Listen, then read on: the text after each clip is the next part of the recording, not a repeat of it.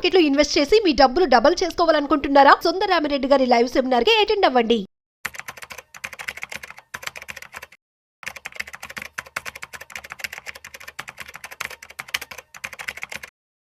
నమస్తే, welcome back to Suman TV. Present మనతో పాటు ఉన్నారు స్టాక్ మార్కెట్ అనలిస్ట్ సుందరరామిరెడ్డి గారు. నమస్తే సార్. నమస్తే. సార్, మరి దివాళీ వస్తుంది, దానికి ముందు దంతెరాస్ అంటారు. సో ఖచ్చితంగా బంగారం కొనుక్కోవాలి అని అంటారు కదా, మరి ఆ టైంలో గోల్డ్ కొనే వాళ్ళకి ఎలాంటి జాగ్రత్తలు తీసుకోవాలి? ఆ టైంలో ఏమైనా ఫ్రాడ్స్ జరిగే ఛాన్సెస్ ఉన్నాయా అంటే? బేసికల్ గా ప్రతి దివాళీకి ముందు వచ్చి ఫెస్టివల్ అప్పుడు సెంటిమెంటల్ గా ఏంటంటే గోల్డ్ ఎంతో కొంత 1 గ్రామ్ నుంచి 10 గ్రాములు కొనటం అనేది అంటే చాలా మందికి అనువాయితీ అండి. అంటే పర్టికులర్గా ఇండియాలో గోల్డ్కి ఒక ఫెస్టివల్ అనమాట. అది కంపల్సరీగా సెంటిమెంటల్గా రేటు గురించి అని కాదు, కొంటే అదృష్టం వస్తుందని చెప్పేసి కొంటా ఉంటారు అనమాట. అట్లా ప్రతి ఒక్కళ్ళు ట్రెడిషనల్గా కొంటా ఉంటారు. ఈసారి గోల్డ్ చాలా ఆల్ టైమ్ హైలో ఉంది. ఈరోజు ఆల్మోస్ట్ 20,000 దాటేసింది అంతుంది. కాబట్టి బట్ స్టిల్ కొనేవాళ్ళు కొంటారనమాట. ఎందుకంటే ఆ రోజు కొంటాం అనేది ఒక సంప్రదాయం కాబట్టి అది కొంటా ఉంటారు. ఒకవేళ మీరు కొనేటప్పుడు ఏదైనా సరే గోల్డ్ మీరు కావాలంటే ఈటీఎఫ్లా కొనుక్కోవచ్చు, అండ్ మ్యూచువల్ ఫండ్స్లో కొనుక్కోవచ్చు, డిజిటల్ గోల్డ్ కొనుక్కోవచ్చు, లేదా గోల్డ్ కాయిన్స్ దొరుకుతాయి తీసుకోవచ్చు, లేదా ఆర్నమెంట్స్ కొనుక్కోవచ్చు. మీరు కనుక ఒకవేళ జ్యువెలరీ టైప్లో అలా కొనాలంటే మాత్రం కంపల్సరీగా బిఏఎస్ హాల్ మార్క్ ఉందిలో చెక్ చేసుకోండి. ఇండియాలో హాల్ మార్క్ లేకుండా మీరు తీసుకున్నారు అంటే ట్రబుల్ అవుతారు తర్వాత. ఎందుకంటే గోల్డ్ యొక్క ప్యూరిటీకి ఎవరు గ్యారంటీ ఎవరు అనమాట. ఇది బిఏఎస్ అని అనుకుంటే అంటే bureau of Indian standard certification అనమాట. అది ఉంటే అది మోర్ గ్యారంటీ అనమాట. కాబట్టి బిఏఎస్ హాల్ మార్క్ ఉందో లేదో చెక్ చేసుకోండి. రెండోది, మీరు తీసుకునే గోల్డ్ ఏ టైప్ గోల్డ్ క్లారిటీగా ఉండండి. ఎందుకంటే 24 క్యారెట్స్ గోల్డ్ అంటే 99% ప్యూరిటీ అనమాట. 99.9% ప్యూరిటీ గోల్డ్ అనమాట అది. అంటే 22 క్యారెట్స్ అంటే 91.6% ప్యూరిటీ ఉంటుంది. రెస్ట్ ఆఫ్ ఇది ఏంటంటే కేడియం కానీ ర్యాగ్ కానీ ఇతర కానీ కలుపుతారు. కలిపినప్పుడు కలర్ మారిద్ది అనమాట. అందుకే కొన్నిసార్లు గోల్డ్ వైట్గా ఉంటుంది, కొన్నిసార్లు ఎల్లో ఉంటుంది, కొన్నిసార్లు బాగా పచ్చగా ఉంటుంది. ఎందుకు డిఫరెంట్ అంటే వీళ్ళ ఆ రెస్ట్ ఆఫ్ ది 9% ఏమైతే కలిపారో గోల్డ్కి ఆ కలర్ వచ్చేస్తాయి. ఓకే, బై డిఫాల్ట్ అయితే ఎల్లో మెటల్ ఇది ప్యూర్ గోల్డ్ అయితే. బట్ ఆర్నమెంట్ సెట్ అవ్వదు కాబట్టి దాని స్ట్రెంత్ కోసం వేరే మెటల్ కలుపుతారనమాట. సో మీరు 22 క్యారెట్స్ గోల్డ్ అడుగుతున్నారంటే మీరు 91.6% ప్యూరిటీ గోల్డ్ అడుగుతున్నారు. అంటే 18 క్యారెట్స్ గోల్డ్ అంటే 75% గోల్డ్ ఉంటుంది, రెస్ట్ ఆఫ్ ది ప్యాక్ ఏమో వేరే మెటల్ ఉంటుంది. అంటే 14 క్యారెట్స్ గోల్డ్ అంటే రీసెంట్గా అయితే ఈవెన్ 9 క్యారెట్స్ గోల్డ్ కూడా వచ్చేసింది అనమాట. అందుకని మీరు తీసుకునేటప్పుడే క్లారిటీగా ఉండండి మీరు ఏ టైప్ గోల్డ్ కొంటున్నారు అనేది. దాంట్లో ఉన్న గోల్డ్ యొక్క క్లారిటీ మీకు అర్థం అవుతుంది అనమాట. ఓకే, అంటే చాలాసార్లు మేము ఆర్నమెంట్ కొన్నా ఉంటారు, బట్ ఇది చూసుకోరంటే ఎన్ని క్యారెట్స్ అనేది. అమ్మేటప్పుడు మాత్రం అవసరం జాగ్రత్త చెక్ చేసుకుంటారు కాబట్టి ఇష్యూస్ రాకుండా ముందు చెక్ చేసుకోండి. మూడోది, మేకింగ్ ఛార్జెస్ మీద కొనేయండి. చాలా మంది ఏంటంటే హిడెన్ ఛార్జెస్ లో ఉంచుతుంది, కామ్గా తీసుకున్న తర్వాత చెప్తారన్నమాట ఇంతనే. అండ్ ఈ యావరేజ్ మీద అయితే ఏంటంటే ఎనీవేర్ బిట్వీన్ 5 to 25% దాకా ఉంటుంది. అది ఎందుకంటే ఆర్టిజన్ యొక్క వర్క్ ని బట్టే కదా. అది యాక్చువల్గా మనం గోల్డ్ అంటాం కానీ గోల్డ్ కాదు మనం చూసేది, మేకింగ్ చార్జెస్, లుక్ డిజైన్స్ తయారు చూసావా, ఆ ఆర్టిస్ట్ యొక్క బ్యూటీని మనం చూస్తామన్నమాట. గోల్డ్కి అందం వచ్చింది అదనమాట అది. అందుకని మనం గోల్డ్ పరంగా కాకుండా జ్యువెలరీ పరంగా చూస్తున్నాం వాటిని.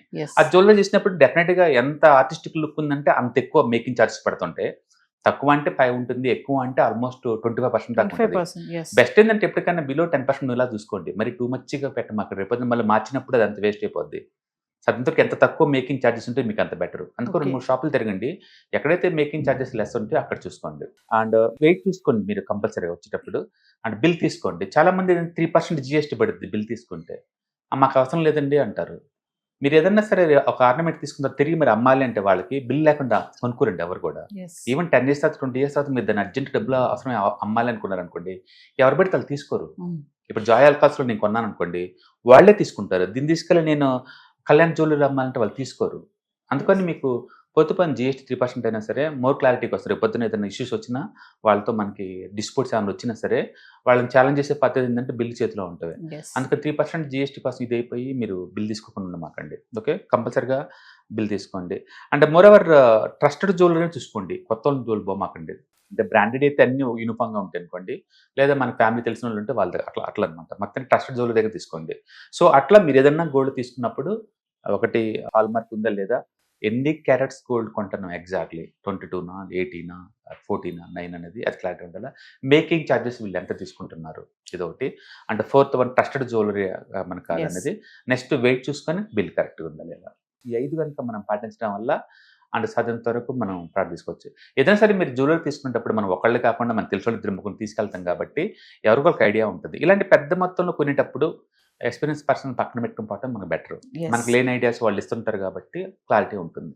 డిజైన్ ఎక్కువ ఉంటే దానికి మేకింగ్ చార్జెస్ ఎక్కువ ఉంటుంది కదా? డెఫినెట్గా ఉంటుంది. ఎందుకంటే ఆర్టిజన్స్ వాళ్ళు ఖాళీ ఫ్రీగా ఉంటారు కదా, వాళ్ళ వల్ల కదా లుక్ వస్తుంది. చాలా మంది టైటాన్లో ఎందుకు జ్యువెలరీ కాస్ట్ ఎక్కువ ఉంటుంది, యూనిక్ డిజైన్స్. అది ఎంత యూనిక్ డిజైన్స్ ఉందంటే అంత మేకింగ్ ఛార్జెస్ ఎక్కువ ఉంటాయి. ఎందుకంటే గోల్డ్ అనేది రా మెటీరియల్ వాళ్ళని కొనాల్సిందే, అందులో వాళ్ళకి మిగలవు. ఓన్లీ జస్ట్ ఆ డిజైన్ డెవలప్మెంట్లోనే వాళ్ళు మిగులుతాయి అనమాట. అందుకని అటు ఖర్చు ఉంటుంది. అంటే తక్కువ అంటే 3 to 5% దాకా ఉంటుంది, ఎక్కువ అంటే 25 దాకా కూడా వేస్తారు. 25 దాకా కూడా. అందుకే మీరు ఫ్రీక్వెన్సీగా జ్యువెలరీని మార్చకూడదు. ఫ్రీక్వెన్సీ మార్చి కొద్దీ చాలామంది అనుకుంటారు మనం గోల్డ్ అనగానే ఆర్నమెంట్స్ వస్తాయేమనుకుంటారు. అట్లా రావండి. గోల్డ్ అంటే రా మెటీరియల్, అది plus making charges plus GST is equal to me rate అండి అది. ఓకే. అండ్ మేకింగ్ ఛార్జెస్ ఈజీగా ఒక 3 to 5 రూపీస్ దాకా ఉంటుంది. 100 రూపాయలు గోల్డ్ అనుకోండి ఎగ్జాంపుల్, ఆ 3 to 4 రూపీస్ దాకా గోల్డ్ ఉంటుంది. అంటే జిఎస్టీ 3% దాకా ఉంటుంది. అంటే గోల్డ్ నీకు 100 రూపాయలకి వచ్చిందంటే అది 108 కొంటున్నావు నువ్వు యాక్చువల్గా. నువ్వు అనేది 108కి, 100కి కాదు. ఎందుకంటే 100 అనేది raw material cost, making charges plus government tax GST 3% is equal to 108 అవుతుంది నీకు. అది లెక్క అనమాట. ఓకే. సో ఈ దంతెరాస్ టైంలో ఆఫర్స్ కూడా పెడతారు కొన్ని స్టోర్స్ వాళ్ళు.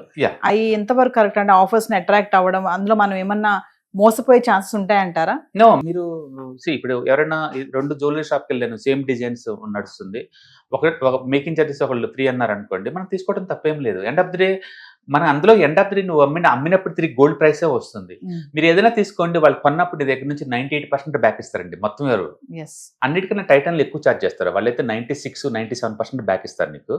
అంటే వేరే షాప్స్ అయితేనేమో నీకు 98 దాకా ఇస్తాయి వాళ్ళు తిరిగి తీసుకున్నప్పుడు. ఆ 2% ఏంటంటే డిప్రిషియేషన్ లేకపోతే మేకింగ్ ఛార్జెస్ ఏమి ఉండదు, అట్లా తీసుకుంటారు అనమాట. అందుకని ఫెస్టివల్స్ అప్పుడు వాళ్ళు కన్జంప్షన్ బూస్ట్ చేద్దామని చెప్పేసి డెఫినెట్గా నీకు ఆఫర్లు ఇస్తూ ఉంటారు. మనం అలాంటప్పుడు తీసుకోవచ్చు, తప్పేముంది అంటే అదే జ్యువెలరీ షాపు అదే గ్రామ్స్ వెయిటేజ్ ఉన్నది మామూలు టైంతో పోల్చుకొని డెఫినెట్గా అలాంటి ఫెస్టివల్ టైంలో మనకు తగ్గిద్ది. ఎందుకంటే వాళ్ళు మాస్ ప్రొడక్షన్ చేస్తారు, ఎక్కువ అమ్ముతారు కాబట్టి యూనిట్లు డిస్కౌంట్లు ఇస్తారన్నమాట, వాళ్ళకి బల్క్ మీద మిగిలితే వాళ్ళకి. కాబట్టి అలాంటి టైంలో కొంటేనే బెటర్ మనం. అండ్ రెండోది ఫ్యామిలీ ఏదైనా ఈవెంట్ తప్ప రోజు కొనం కదా. సో మీకు క్లారిటీ ఉండాలి, ఇన్వెస్ట్మెంట్ పర్పస్ కోసం కొంటున్నారా లేకపోతే జస్ట్ ఏదైనా అకేషన్ ఉంది కాబట్టి ఇంట్లో కొంటున్నారా, క్లారిటీగా ఉండాలా. ఇన్వెస్ట్మెంట్ కోసం అయితే మనం ఒకసారి కాదు, ఎప్పుడు చీపర్గా తప్పుడు కొంటాం తప్ప రేట్ పెరిగినప్పుడు కొనం కదా. బట్ ఇంట్లో అకేషన్ ఉంది, మ్యారేజెస్ అవి నడుస్తున్నాయి, తప్పదు కదా. ఆ టైంలో గోల్డ్ ప్రైస్ మనం ఏం చూడలేము, అప్పుడు ఇంకా తప్పకుంటాము. అండ్ పర్టికులర్లీ దివాళీ టైం ఏంటంటే అది ఒక సెంటిమెంట్, సంప్రదాయం అనమాట, కొంటా ఉంటారు బయట. Thank you.